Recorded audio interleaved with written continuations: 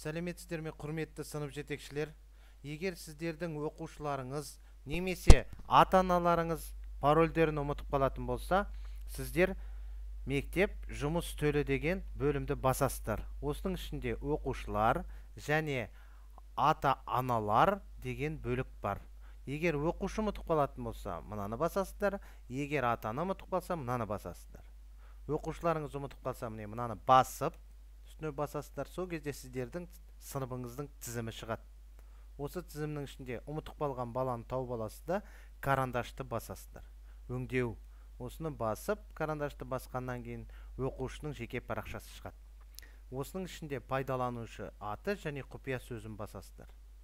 Одан кейін пайдаланушының аты қалады, құпия сөзін өзгертесіздер. Ол үшін құпия сөзді ысыру деген бар. Қазіргі құпия сөзді ысыруды бассаңыздар, мына жерге сан шығады. Логин өзгермейді, сол санды жібересіздер. Одан кейін олар сол сан арқылы жаңа пароль енгізеді. Жаңа парольді енгізу ата-аналар біледі деп ойлаймын.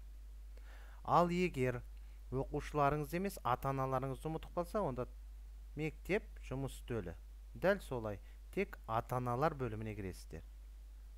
Ұмытып қалған ата-ананы тауып аласыздар да, соның қасына келіп, өңдеуді басып, жаңағы құпия сөзмен нені восстановить етесіңдер. Пайдаланушының аты және құпия сөз дегенді басасыздар.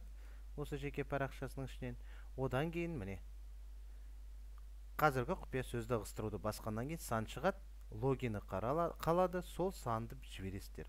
Одан кейін сол ата-анаңыз өзінің жаңа паролін, осы сан одноразовый сан шығады, ол одноразовый пароль дейді.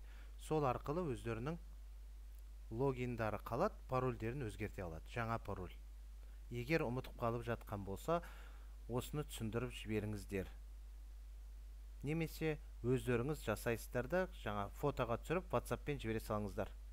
Тыңдағандарыңызға рахмет.